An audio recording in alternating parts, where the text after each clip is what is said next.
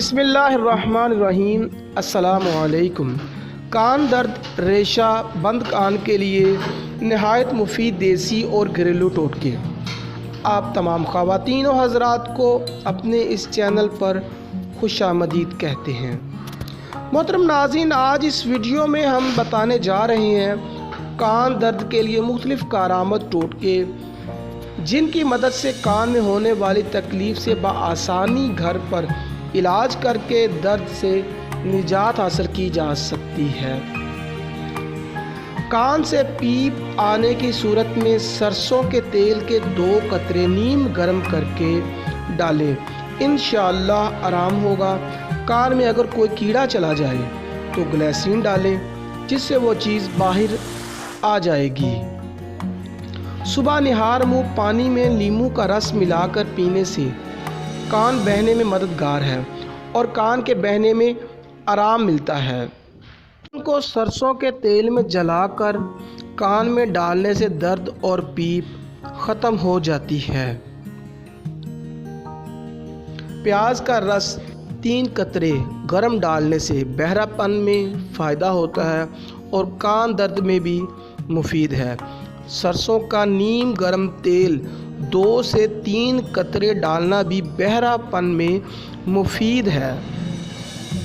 کان کا درد زیادہ گرمی یا زیادہ سردی یا کان میں پھنسی کی وجہ سے بھی ہو سکتا ہے۔ دھتورا کے پتے بقدر ضرورت ترکیب تیاری: پتوں کو نچوڑ کر رس نکال لیں۔ ترکیب استعمال: 2 قطرے کان میں ڈالیں، انشاءاللہ کان کا درد فوراً ختم ہو جائے گا۔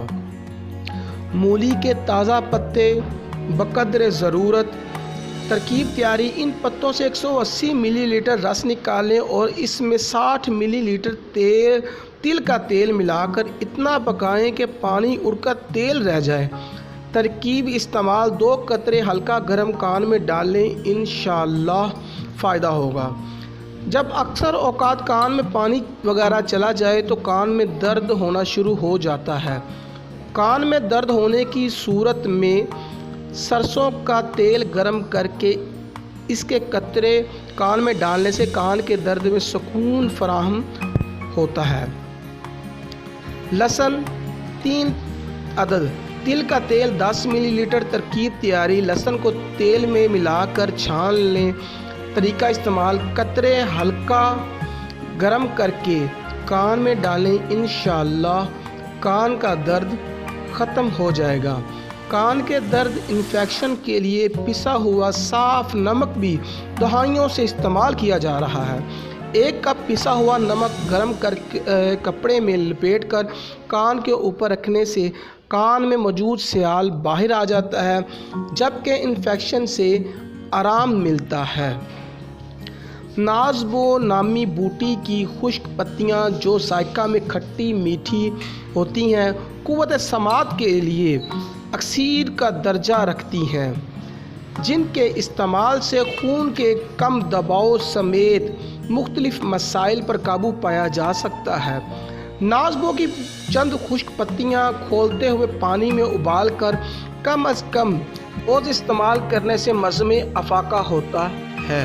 مولی کے رس میں ہم وزن کا تلوں کا تیل ملائیں، ہلکی آنچ پر رکھیں۔ جب رس جل جائے تو خالی تیل رہ جائے تو اسے چھان کر بوتل میں محفوظ کر لیں۔ نیم گرم تیل کے چند قطرے کانوں میں ٹپکانے سے کان کا درد اور کان کی بیماریاں دور ہو جاتی ہیں۔